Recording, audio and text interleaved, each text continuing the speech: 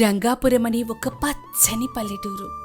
ఆ ఊరి చివర ఉన్న ఒక మట్టింట్లో మాణిక్యమని ఒక మట్టి బొమ్మలు చేసే కళాకారుడు తన భార్య గౌరమ్మతో కలిసి జీవిస్తూ ఉంటాడు. మాణిక్యం చేతుల్లో ఎంతో అద్భుతమైన కళ ఉంటుంది.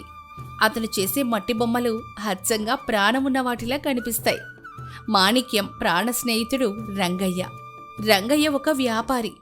మాణిక్యం చేసిన బొమ్మలను పట్నం తీసుకుని వెళ్లి అమ్మి వచ్చిన డబ్బుల్లో కొంత మాణిక్యానికి ఇస్తూ ఉంటాడు. ఒకరోజు ఉదయం మాణిక్యం తన ఇంట్లో బొమ్మలు తయారు చేస్తూ ఉండగా అతని భార్య గౌరమ్మ అక్కడికొస్తుంది. ఎవండి, తెల్లవారుజామున ఆ కోడి కూయ ముందే లేచి ఈ మట్టితో కుస్తీ పడుతున్నారు? ఈరోజు మీరు చేస్తున్న ఈ బొమ్మలు ఎంతో అందంగా ఉన్నాయి. ఆ దేవతామూర్తుల ముఖాల్లో చూడండి, ఎంత ప్రశాంతత ఉందో. చూసారా? మీ చేతిలో నిజంగానే ఏదో మాయుందండి. ఇందులో నా మాయే ఉందే గౌరమ్మ, అంతా పైవాడి దయ. నేను కేవలం ఈ మట్టికి నా చెమటను నా శ్రమను జోడిస్తాను అంతే. బంకమట్టిని తెచ్చి దానిలో రాళ్లను ఏరి మెత్తగా చేసి ప్రాణం పోయడం నా బాధ్యత. పట్నంలో మన బొమ్మలకు మంచి పేరు ఉందని మన స్నేహితుడు రంగయ్య నిన్ననే చెప్పాడు. పేరుంటే సరిపోతుందండి? పేరుతో కడుపు నిండుతుందా? మీరు రేయింబవళ్ళు కష్టపడి 100 బొమ్మలు చేస్తే ఆ రంగయ్య వాటిని తీసుకెళ్లి పట్నంలో అమ్ముతున్నాడు. కాని మీకు మాత్రం ఏ మూలకో సరిపోయే 4 రాళ్ళిస్తున్నాడు. నాకెందుకు అతని లెక్కల మీద ఏమాత్రం నమ్మకం లేదండి. అలా అనకు గౌరమ్మ, రంగయ్య నాకు ప్రాణమిత్రుడే. చిన్నప్పటినుంచి ఇద్దరం కలిసి పెరిగాం. నేను కేవలం బొమ్మలు చేయగలను కానీ పట్నం వెళ్ళమ్ముకునే తెలివితేటలు మాటకారితనం నాకు లేవు. నా శ్రమను వాడు డబ్బుగా మారుస్తాడు. మిత్రుడు నన్ను ఎందుకు మోసం చేస్తాడు? మనుషుల మధ్య ధనం వచ్చినప్పుడు స్నేహాలు బంధాలు అన్నీ పక్కకు పోతాయండి. మీరు నమ్మినంత గుడ్డిగా నేనెవరిని నమ్మలేను. ఈసారైనా ఆ పట్నం లెక్కలు అడిగి తెలుసుకోండి. మనకు రావాల్సిన న్యాయమైన వాటా ఎంతుందో అడగండి. మన ఇంటి పైకప్పు పడిపోయేలా ఉంది, దాన్ని బాగు చేసుకోవాలి కదా. అప్పుడే గుమ్మం బయట నుంచి ఎద్దుల బండి శబ్దం వినిపిస్తుంది. మాణిక్యం స్నేహితుడు వ్యాపారి అయిన రంగయ్య లోపలికొస్తాడు. రంగయ్య ముఖంలో ఎప్పుడూ ఒక రకమైన కపట నాటకం ఉంటుంది. మాణిక్యం, ఓయ్ మాణిక్యం, ఎక్కడున్నావు మిత్రమా? పట్నం నుంచి రాగానే నేరుగా నీ దగ్గరికే వచ్చాను. బొమ్మలన్నీ సిద్ధంగా ఉన్నాయా? వచ్చేవారం పట్నంలో పెద్ద జాతర ఉంది, అక్కడికి తీసుకువెళ్ళాలి. రా రంగయ్య, రా. అన్నీ సిద్ధంగా ఉన్నాయి. వారం రోజులుగా రాత్రింబవళ్ళు కష్టపడి 300 బొమ్మలు తయారు చేశాను. ఈసారి బొమ్మలు చాలా అద్భుతంగా వచ్చాయి. చూడు. ఏముంది మాణిక్యం ఇందులో అద్భుతం? ఎప్పుడూ చేసే మట్టి బొమ్మలే కదా. పైగా ఈసారి రంగులు కాస్త వెలిసిపోయినట్లు కూడా ఉన్నాయి. ఆ పట్నం వాళ్ళు చాలా పట్టింపులకు పోతారు. ఈ నాసిరకం బొమ్మలను వాళ్ళు కొంటారో లేదో నాకు చాలా అనుమానంగా ఉంది. ఏమన్నారు రంగయ్య గారు? నాసిరకమా? నా భర్త నిద్రాహారాలు మాని ప్రాణం పెట్టి చేసిన కళ ఇది. ఇందులో ఎక్కడొక్క చిన్న లోపం కూడా లేదు. పట్నం వాళ్ళు ఎగబడి కొంటున్నారని మీరే కదా గత నెలలో చెప్పారు. ఇప్పుడు ధర తగ్గించడానికి ఇలాంటి నాటకాలు ఆడుతున్నారా? ఏంటమ్మా గౌరమ్మ, మాటలు కొంచెం కఠినంగా ఉన్నాయి. వ్యాపారం అన్నాక ఎత్తుపల్లాలు సహజం. కొనేవాడి మనసు ఎప్పుడు ఎలా మారుతుందో ఎవడికి తెలుసు? నేను నా మిత్రుడి మీద ఉన్న అభిమానంతో ఈ బొమ్మలను నా బండికి వేసుకుని తీసుకువెళ్తున్నాను తప్ప ఇందులో నాకు వచ్చే లాభం ఏమీ లేదు. నా మాట నమ్మండి. గౌరమ్మ మాటల్ని మనసులో పెట్టుకోవాకు రంగయ్య. ఆడవాళ్లు కదా, కష్టం చూసి అలా మాట్లాడతారు. సరే కాని రంగయ్య, నాకు చిన్న అవసరం వచ్చి పడింది. బొమ్మలు కాల్చే బట్టి గోడలు పగుళ్ళు వచ్చాయి. దాన్ని బాగు చేయించాలి. అలాగే ఈ ఇంటి పైకప్పు కూడా వేయించాలి. ఈసారి నాకు ఇవ్వాల్సిన డబ్బులోంచి ఓ 100 రూపాయలు ముందస్తుగా ఇస్తావా? 100 రూపాయలా? ఏం మాట్లాడుతున్నావు మాణిక్యం? నీకు నేను డబ్బులు ఇవ్వడమేమిటి? నువ్వే నాకు బాకీ ఉన్నావు కదా. ఆ విషయాన్ని మర్చిపోయావా ఏమిటి? నేను నీకు బాకీ ఉండటం ఏమిటి రంగయ్య? నా బొమ్మలమ్మి నువ్వే కదా నాకు డబ్బులు ఇవ్వాలి. నేను నీ దగ్గర ఎప్పుడు అప్పు తీసుకున్నాను? అదేమిటి రంగయ్య గారు, పచ్చబద్దాలాడుతున్నారు? నా భర్త ఎవరి దగ్గర ఒక్క రూపాయి కూడా అప్పు తీసుకోలేదు. ఉన్నదానితోనే తృప్తి పడే మనిషి. అలాంటిది మీ దగ్గర అప్పు తీసుకోవడం ఏంటి? రంగయ్య నవ్వుతూ తన జేబులో నుంచి ఒక పాత కాగితం తీసి మాణిక్యం ముందు పెడతాడు. అందులో మాణిక్యం బొటనవేలు ముద్ర ఉంటుంది. అబద్ధాలు ఆడే అవసరం నాకు లేదు గౌరమ్మ. ఇదిగో ఈ పత్రాన్ని చూడు. మాణిక్యానికే స్వయంగా చదవడం రాదు, నీకేం తెలుస్తుంది? 6 నెలల క్రితం మట్టి కొనుగోలు చేయడానికి, రంగులు కొనుగోలు చేయడానికి, రవాణా ఖర్చుల కోసం మాణిక్యం నా దగ్గర 500 రూపాయలు అప్పుగా తీసుకున్నాడు. ఇదిగో ఇక్కడ ఉన్నది మీ భర్త వేలిముద్రే కదా, కాదని చెప్పమనండి. అన్యాయం రంగయ్య, దారుణమైన అన్యాయం. 6 నెలల క్రితం నువ్వు నాకు ఒక కాగితం ఇచ్చి అందులో పట్నం వ్యాపారులకు బొమ్మలు సరఫరా చేయడానికి నా సమ్మతి పత్రం అని చెప్పావు. స్నేహితుడివి కదా అని నిన్ను గుడ్డిగా నమ్మి ఆ కాగితం మీద నా బొటనీలు ముద్ర వేశాను. ఆ నమ్మకాన్ని ఆసరాగా తీసుకుని అప్పుపత్రంగా మార్చావా? ఎంత ద్రోహం చేశావు మిత్రమా! మాణిక్యం, నోరు అదుపులో పెట్టుకొని మాట్లాడు. ఎవరికి ఎవరు ద్రోహం చేశారు? నేను నీకు డబ్బులిచ్చాను, నువ్వు తీసుకున్నావు. దానికి సాక్ష్యంగా 2 మనుషులు కూడా ఉన్నారు. ఇప్పుడు అప్పు తీర్చమని అడిగితే నన్నే ద్రోహి అంటావా? స్నేహం వేరు, వ్యాపారం వేరు. రేపు సాయంత్రంలోగా నా 500 రూపాయలు వడ్డీతో సహా నాకు కట్టాలి. కట్టకపోతే ఏం చేస్తారు రంగయ్య గారు? ఒక అమాయకుణ్ణి మోసం చేసి కాగితాలు సృష్టించినంత మాత్రాన అబద్ధాలు నిజమైపోవు. మీకు 1 రూపాయి కూడా ఇచ్చేది లేదు. ఏం చేసుకుంటారో చేసుకోండి. ఏం చేసుకుంటానా? రేపు సాయంత్రంలోగా నా డబ్బు నాకు రాకపోతే ఈ ఇంటిని, ఈ బొమ్మలు చేసే సారను జప్తు చేస్తాను. మిమ్మల్ని నడివీధిలో నిలబెడతాను. నేను ఎవరో మీకు ఇంకా పూర్తిగా తెలియలేదు గౌరమ్మా. పట్నం వ్యాపారులనే గడగడలాడించిన వాడిని. మీరొక లెక్క నాకు. రంగయ్య, నీ కాళ్ళు పట్టుకుంటాను. నన్ను నడివీధిన పడేయకు మిత్రమా. నా చేతుల్లో ఆ సారె లేకపోతే నా బతుకులు యాగిపోయినట్లే. నేను ఏ అప్పు చేయలేదని ఆ పరమశివుడి మీద ప్రమాణం చేసి చెప్తున్నాను. నన్ను నమ్ము మిత్రమా. శివుడి మీద ప్రమాణాలు చేస్తే నాకు డబ్బు రావు మాణిక్యం. నాకు కావాల్సింది కాగితం, అందులో ఉన్న సాక్ష్యం. దమ్ముంటే గ్రామ పంచాయతీలో తేల్చుకోండి. నేను ఊరి పెద్ద ధర్మారావు గారికి ఈ కాగితం చూపిస్తాను. న్యాయం ఎవరి పక్కన ఉందో అక్కడే తెలుస్తుంది. రేపు పొద్దున్నే రచ్చబండ దగ్గరికి రండి. మరుసటి రోజు ఉదయం రంగాపురం ఊరి మధ్యలో ఉన్న రచ్చబండ దగ్గర పంచాయతీ కొలువు తీరుతుంది. ఊరి జనమంతా అక్కడికి చేరుకుంటారు. ఊరి పెద్ద ధర్మారావు న్యాయపీఠం మీద కూర్చొని ఉంటాడు. రంగయ్య దర్జాగా కూర్చునుండగా మాణిక్యం, గౌరమ్మలు భయం భయంగా చేతులు కట్టుకొని నిలబడుంటారు. మాణిక్యం, రంగయ్య, మీ ఇద్దరి మధ్య ఉన్న వివాదం ఏమిటో ఊరి జనం అందరికీ అర్థమయ్యేలా చెప్పండి. ఎన్నో ఏళ్లుగా మీరిద్దరూ ప్రాణ స్నేహితులని ఈ ఊరంతా తెలుసు. అలాంటి మీ మధ్య ఈ గొడవ ఏమిటి? అయ్యా ధర్మారావు గారు, స్నేహానికి, నమ్మకానికి ఈ రోజుల్లో విలువ లేకుండా పోయిందండి. ఈ మాణిక్యం నా ప్రాణ స్నేహితుడని అడిగిన వెంటనే నేను 6 నెలల క్రితం 500 రూపాయలు అప్పుగా ఇచ్చానండి. అడిగినప్పుడు ఇస్తానని మాటిచ్చి ఈ కాగితం మీద వేలుముద్ర వేశాడు. ఇప్పుడేమో డబ్బులు అడిగితే తను అసలు అప్పే తీసుకోలేదని బుకాయిస్తున్నాడండి. మీరే నాకు న్యాయం చేయాలయ్యా. ఏమిటి మాణిక్యం, రంగయ్య చెబుతున్నది నిజమేనా? నువ్వు అప్పు తీసుకున్నావా? ఆ కాగితం మీద ఉన్న వేలిముద్ర నీదేనా? ఆ కాగితం మీద ఉన్న వేలిముద్ర నాదే అయ్యా. కానీ నేను 1 రూపాయి కూడా అప్పు తీసుకోలేదు. బొమ్మలు అమ్ముకోవడానికి సమ్మతి పత్రం అని చెప్పి నా చేత మోసంగా రాయించుకున్నాడు. బొమ్మలు అమ్ముకోవడానికి సమ్మతి పత్రం అని చెప్పి నా చేత మోసంగా ఏలుముద్ర వేయించుకున్నాడయ్యా. నా స్నేహితుడు నన్ను ఇంత దారుణంగా మోసం చేస్తాడని నేను ఊహించలేదు ధర్మారావు గారు. నా శ్రమనంతా వాడే దోచుకున్నాడు. చూశారా పెద్ద మనుషులారా వాడి నాటకాలు? అప్పు తీసుకొని ఇప్పుడు నన్నే మోసగాడిని చేస్తున్నాడు. అయ్యా ధర్మారావు గారు, నేను డబ్బులు ఇస్తున్నప్పుడు కల్లారా చూసిన 2 సాక్షులు కూడా ఇక్కడే ఉన్నారు. సుబ్బయ్య అలాగే వీరయ్య. ఇద్దరు ఇలా రండి. అతను డబ్బు ఆశ చూపించి కొనుగోలు చేసిన 2 దొంగ సాక్షులు సుబ్బయ్య మరియు వీరయ్య రచ్చబండ ముందుకొస్తారు.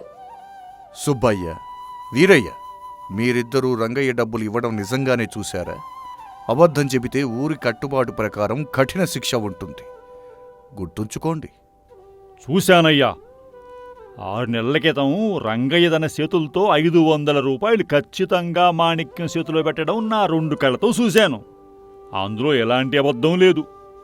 అవును ధర్మారావు గారు, సుబ్బయ్య చెప్పిందే అక్షరాల నిజం. మేమిద్దరం అక్కడే ఉన్నాం. డబ్బు తీసుకొని మాణిక్యం చాలా సంతోషంగా ఏలుముద్రేశాడు. మాణిక్యమే ఇప్పుడు అబద్ధాలు చెప్తున్నాడు. మాణిక్యం, కాగితం మీద నీ వేలిముద్ర ఉంది. నీకు వ్యతిరేకంగా 2 సాక్షులు పక్కాగా సాక్ష్యం చెబుతున్నారు. ఈ పరిస్థితుల్లో నువ్వు అబద్ధం చెబుతున్నావనే పంచాయతీ నమ్ముతుంది. నీకింకేమైనా చెప్పుకోవడానికి అవకాశం ఉందా? నా దగ్గర సాక్ష్యాలు లేవయ్యా. నా నిజాయితీ, నా శ్రమే నా సాక్ష్యాలు. కానీ అవి ఆ కాగితాల మీద కనిపించవు కదయ్యా. నేను ఓడిపోయానయ్యా. నా బతుకు నాశనమైంది. నా ఇంటిని, నా సారెను మీరే తీసుకోండి. ఆగండి ధర్మారావు గారు, నా భర్త ఓడిపోలేదు. అబద్ధం ఎప్పటికైనా దొరికిపోక తప్పదు. న్యాయం కేవలం కాగితాల్లో ఉండదు, అది మనుషుల మాటల్లోని సత్యంలో ఉంటుంది. ఈ పంచాయతీలో మాట్లాడే హక్కు నాకివ్వండయ్యా. ఈ సాక్షులిద్దరినీ నేను కొన్ని ప్రశ్నలు అడగాలి.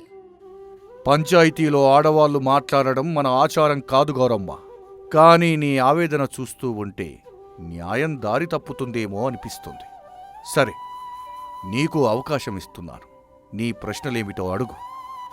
గౌరమ్మ ధైర్యంగా ముందుకొస్తుంది. ఆమె తెలివితేటలు, సమయస్ఫూర్తితో నిండిన మాటలు ప్రారంభమవుతాయి. ధన్యవాదాలయ్యా. నా మొదటి మనవేంటంటే, ఈ 2 సాక్షులను విడివిడిగా విచారించాలి. ఒకరు మాట్లాడుతున్నప్పుడు మరొకరు వినకుండా దూరంగా ఉండాలి. అప్పుడే నిజం బయటకొస్తుంది. నీ విన్నపం సబాబుగానే ఉంది. భటులారా, వీరయ్యను తీసుకెళ్లి ఆ చెట్టు వెనకాల నిలబెట్టండి. సుబ్బయ్య ఒక్కడే ఇక్కడ ఉండాలి. సుబ్బయ్య, నువ్వు దేవుడి మీద ప్రమాణం చేసి సాక్ష్యం చెప్తున్నావు కదా, మరి 6 నెలల క్రితం ఏ రోజున నా భర్తకు రంగయ్య డబ్బులు ఇచ్చాడో నీకు సరిగ్గా గుర్తుంది కదా? గుర్తుంది, బాగా గుర్తుంది. సరే అయితే, ఆ రోజు వాతావరణం ఎలా ఉందో చెప్పు సుబ్బయ్య. ఎండగా ఉందా, వాన పడుతోందా? ఆ రోజు చాలా భారీ వర్షం పడుతోందమ్మా. మేమంతా తడిసిపోకుండా ఉండటానికి రంగయ్య అరుగు మీద నిలబడి ఆ డబ్బులిచ్చాడు. అవును, చాలా పెద్ద వర్షం. చాలా సంతోషం. మరి రంగయ్య ఆ 500 రూపాయల చేతిలో ఇచ్చాడా, లేక దేనినైనా కట్టించాడా? ఆ డబ్బులన్నీ ఒక పాత ఎర్రటి గుడ్డలో మూటకట్టి మాణిక్యం చేతిలో పెట్టాడు రంగయ్య. ఆ ఎర్రగుడ్డ నా కళ్ళకు ఇంకా కట్టినట్టుగానే ఉంది. అద్భుతం సుబ్బయ్య, నీ జ్ఞాపక శక్తి చాలా గొప్పది. ధర్మారావు గారు, ఈ సాక్షిని పక్కకు పంపి ఆ వీరయ్యను ఇక్కడికి పిలవండి. సుబ్బయ్యను పక్కకు పంపి వీరయ్యను పంచాయతీ ముందుకు తీసుకొస్తారు. వీరయ్య చాలా నమ్మకంగా, ఏ భయం లేకుండా నిలబడుంటాడు. వీరయ్య, నువ్వు కూడా ఆ రంగయ్య డబ్బులివ్వడం కళ్ళారా చూసావు కదా? వీరయ్య, నువ్వు కూడా ఆ రంగయ్య డబ్బులివ్వడం కళ్ళారా చూసావు కదా? ఆ రోజు జరిగిన సంఘటన నీకు బాగా గుర్తున్నట్లేనా? నా జ్ఞాపక శక్తి పదునైన కత్తిలాంటిదమ్మా. ఆ రోజు జరిగిన ప్రతి చిన్న విషయం నా మెదడులో ముద్రించుకుపోయింది. ఏది కావాలంటే అది అడుగు. అయితే ఆ రోజు డబ్బులిస్తున్న సమయంలో వాతావరణం ఎలా ఉందో చెప్పు వీరయ్య. ఆ రోజు ఎండ మండిపోతుందమ్మా. అసలు ఆకాశంలో ఒక్క మబ్బు ముక్క కూడా లేదు. విపరీతమైన ఎండకి మేము చెమటలు కక్కుతూ ఆ చింత చెట్టు నీళ్ళలో నిలబడి ఉన్నాం. అక్కడే డబ్బులిచ్చాడు. వీరయ్య మాటలు వినగానే రెచ్చబండ దగ్గర ఉన్న జనమంతా గుసగుసలాడ్డం మొదలెడతారు. ధర్మారావు కళ్ళు పెద్దవి చేసి చూస్తాడు. రంగయ్యకు చెమటలు పట్టడం మొదలవుతుంది.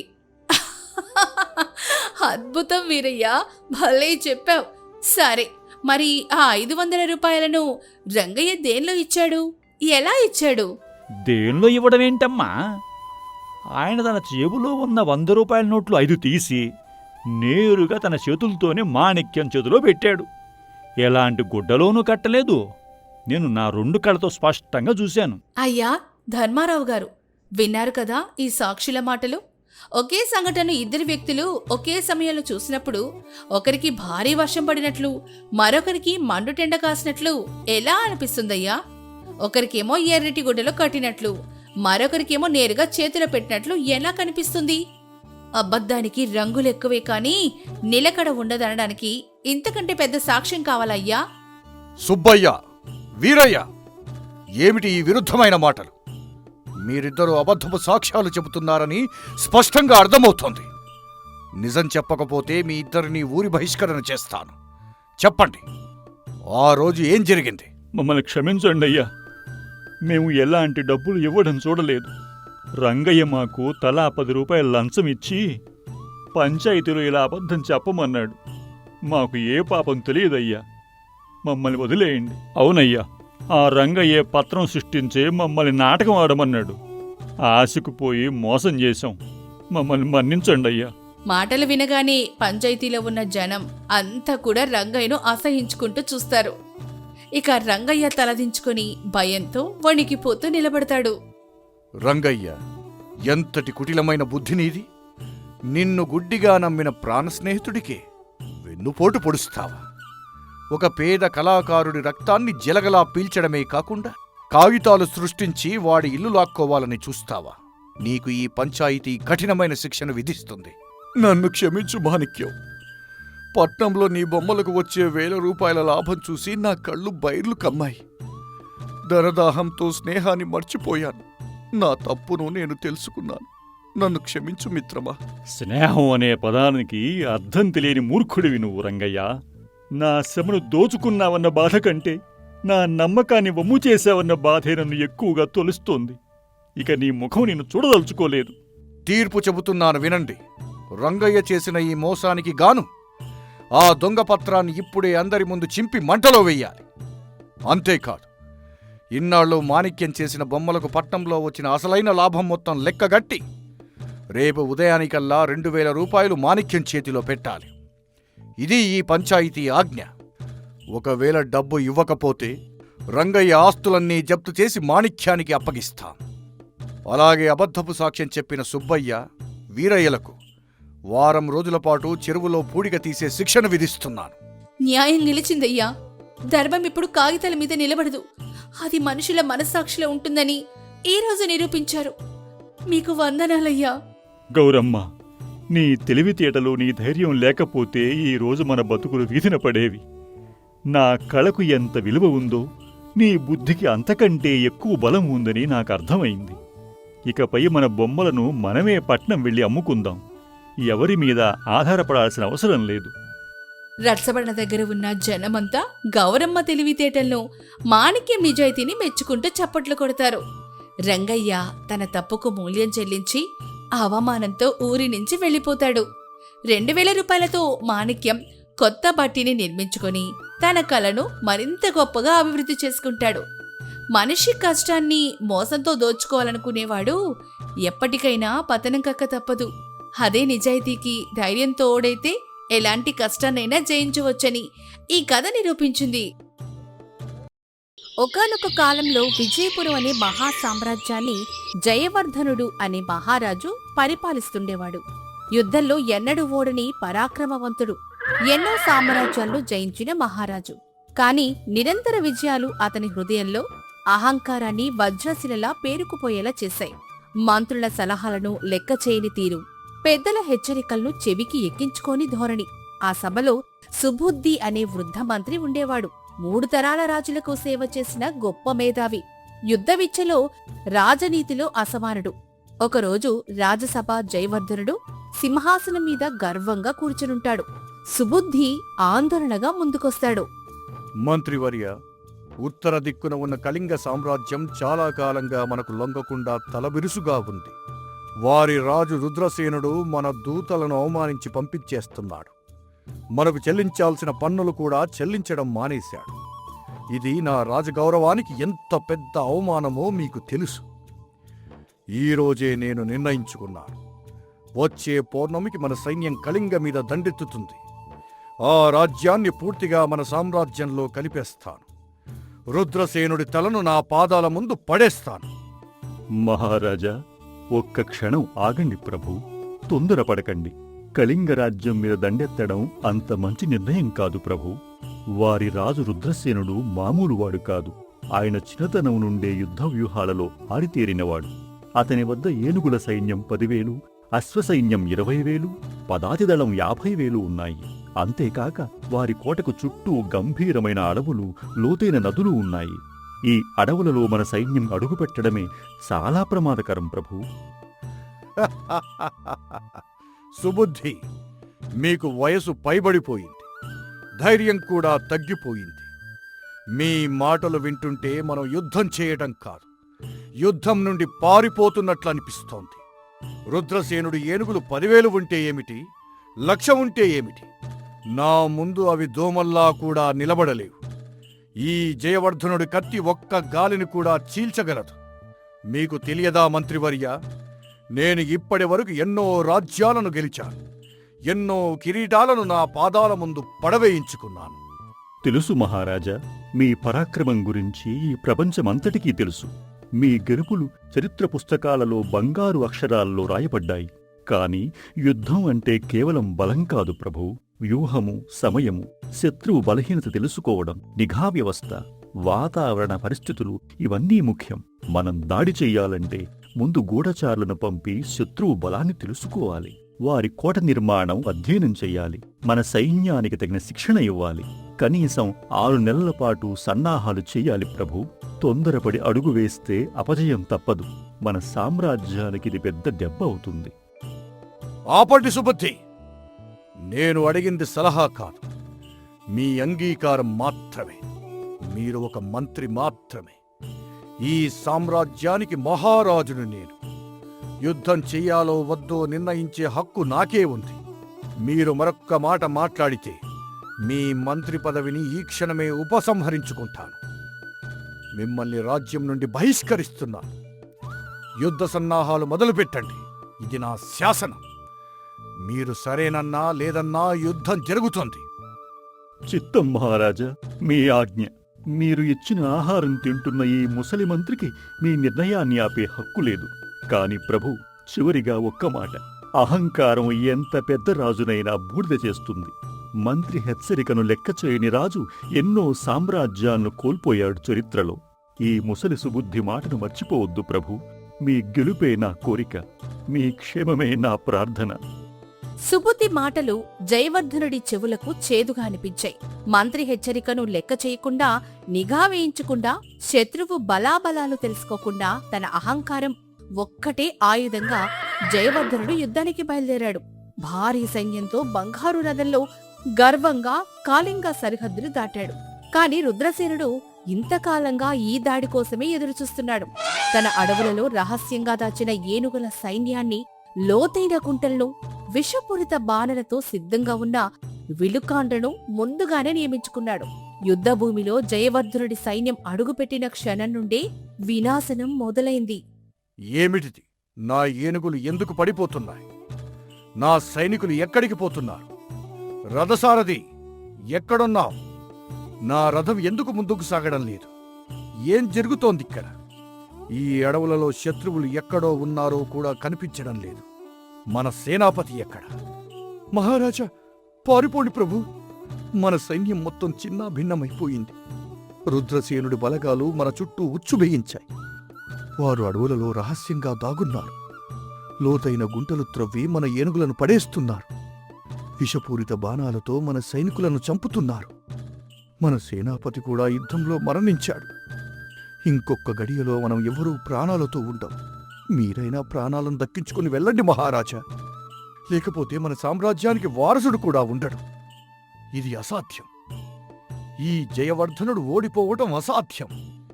నా కిరీటం, నా సింహాసనం, నా సామ్రాజ్యం ఏమైపోతున్నాయి? సుబుద్ధి చెప్పిన మాటలు నిజమవుతున్నాయా? లేదు, ఇది కావటం వీలు కాదు. ఇది ఒక చెడ్డ కల అయ్యుండాలి. నేను లేచి చూస్తే ఇది అంతా మాయమవుతుంది. శత్రు సైనికులు చుట్టుముట్టడంతో తనను తాను రక్షించుకోవడం కోసం జయవర్ధనుడు తన బంగారు కవచం విప్పేసి ఒక సాధారణ సైనికుడు దుస్తులు ధరించి రథం వదిలేసి ఒంటరిగా అడవిలోకి పారిపోయాడు. 3 రోజులు 3 రాత్రులు అడవిలో నీళ్లు తిండి లేకుండా నడిచాడు.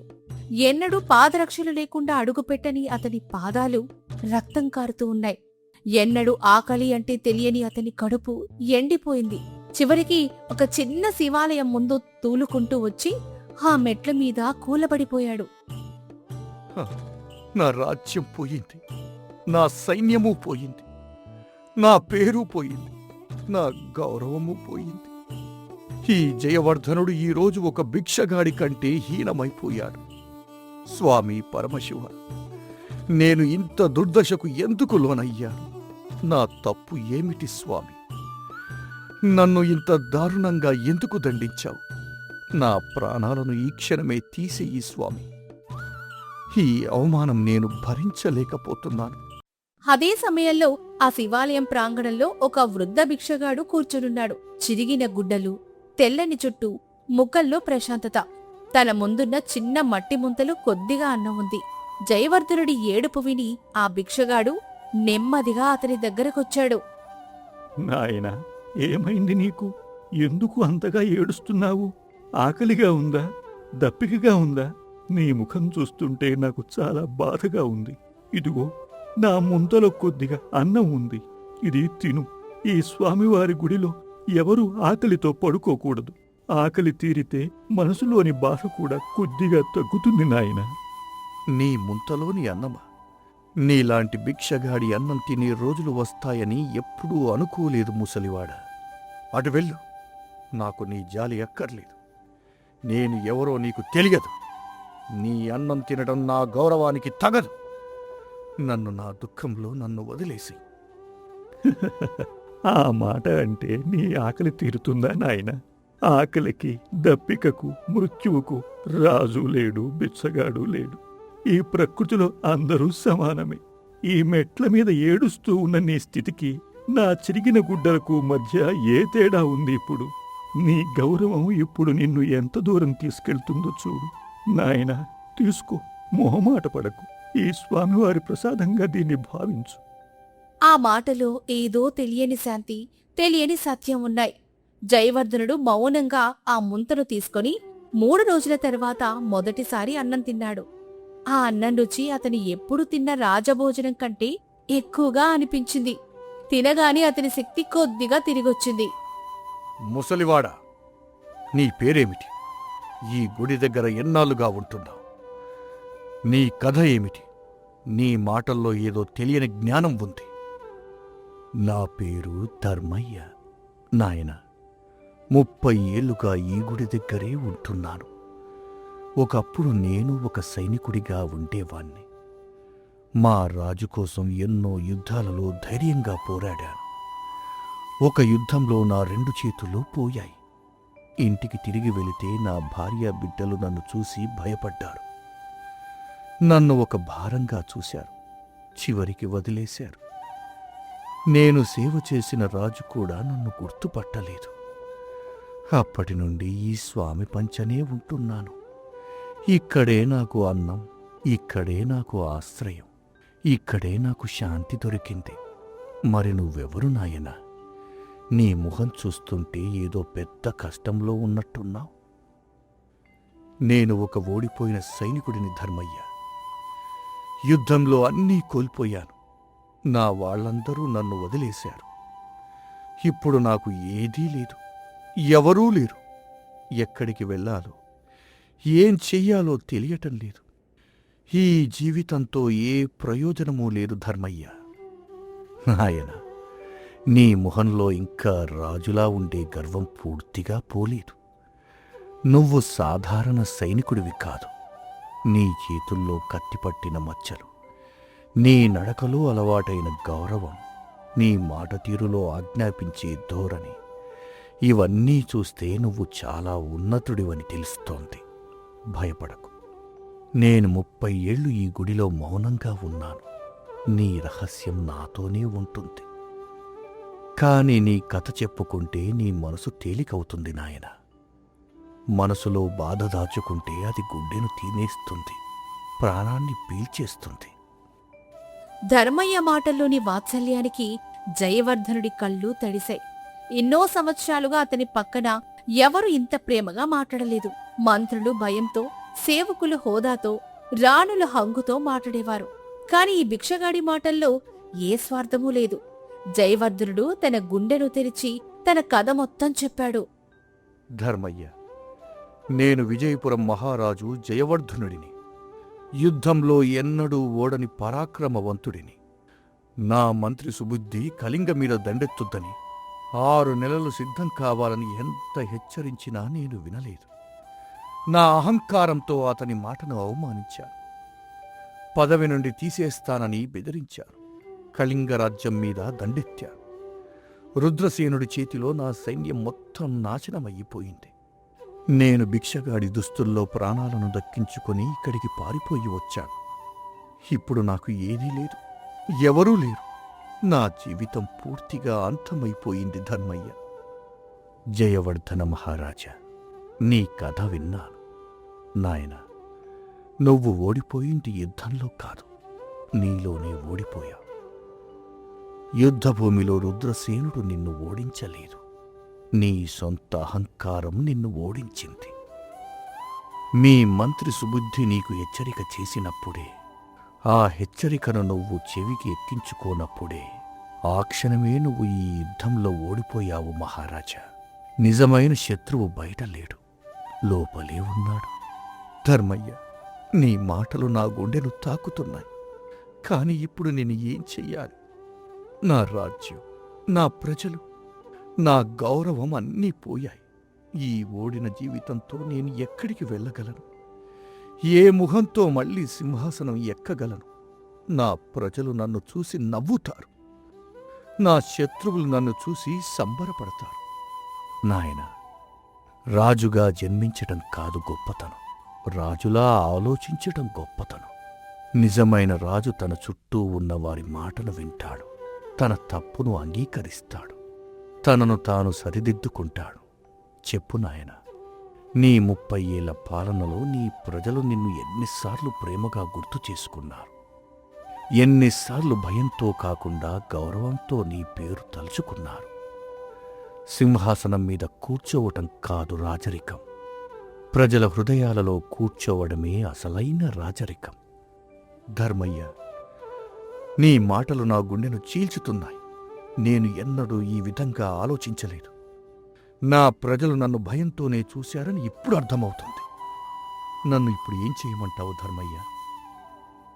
నువ్వు సింహాసనం కోల్పోయావు కాదు మహారాజా, నీ అహంకారం వదిలించుకున్నావు.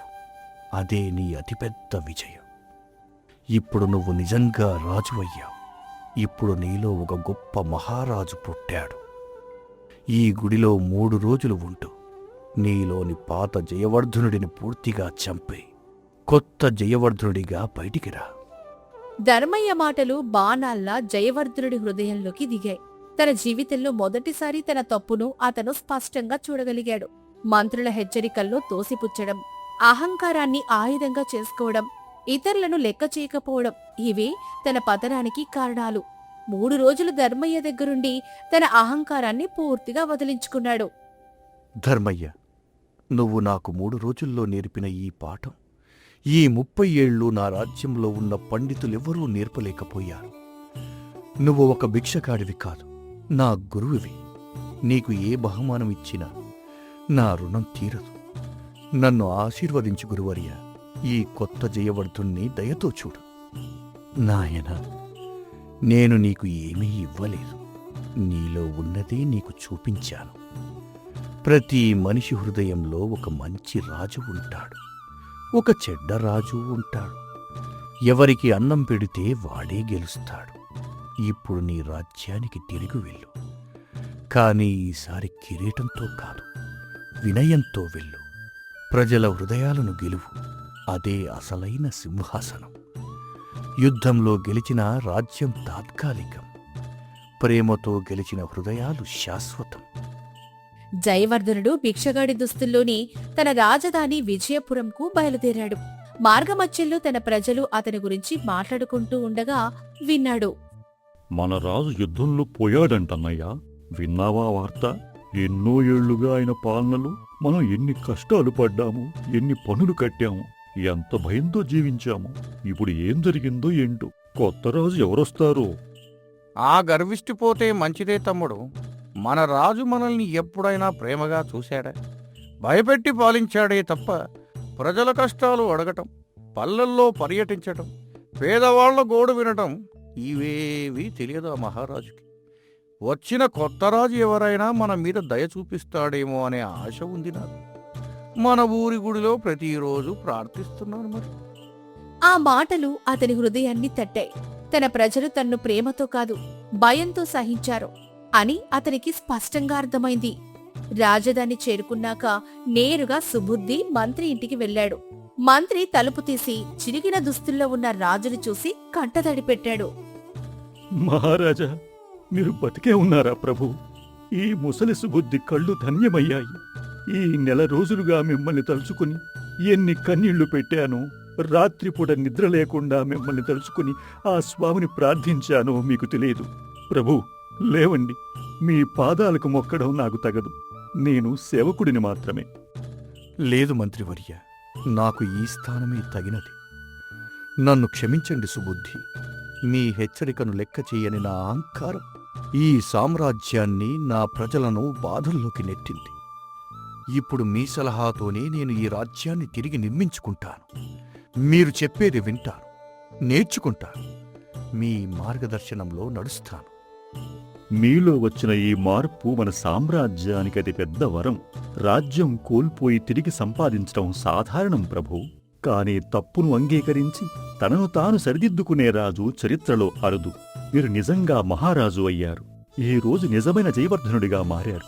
నేను నా ప్రాణం ఇచ్చైనా మీకు సహకరిస్తాను. మనం ఈ సామ్రాజ్యాన్ని తిరిగి నిర్మిస్తాం, ఈసారి ధర్మంతో, వినయంతో. ఆ తర్వాత జయవర్ధనుడు ఒక యుద్ధం చెయ్యకుండానే తన సామ్రాజ్యాన్ని తిరిగి నిర్మించుకున్నాడు. సుబుద్ధి సలహాతో రుద్రసేనుడితో శాంతి ఒప్పందం కుదుర్చుకున్నాడు. రెండు రాజ్యాల మధ్య వాణిజ్యం, స్నేహం వృద్ధి చెందాయి. ప్రజలకు పన్నులు తగ్గించాడు. పేదవాళ్లకు ఉచిత భోజనశాలలు నిర్మించాడు. పల్లెల్లో పర్యటించి ప్రజల కష్టాలను స్వయంగా విన్నాడు. ప్రజలు మొదటిసారి తమ రాజుని భయంతో కాదు, ప్రేమతో గుర్తుపెట్టుకోవడం మొదలుపెట్టారు. జయవర్ధనుడు ప్రతి సంవత్సరం ఒకసారి ఆ చిన్న శివాలయానికి వెళ్లి ధర్మయ్యకు పాదాభివందనం చేసి తన గురువును గౌరవించుకునేవాడు. అహంకారం ఎంత పెద్ద రాజునైనా బూడిద చేస్తుంది. వినయం ఎంత పడిపోయినా మనిషినైనా తిరిగి నిలబెడుతుంది.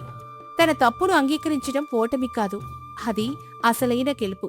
జయవర్ధనుడు ఈ సత్యాన్ని జీవితంలో నేర్చుకుని తన సామ్రాజ్యాన్ని ధర్మంతో, వినయంతో పరిపాలిస్తూ చరిత్రలో ఆదర్శరాజుగా నిలిచిపోయాడు.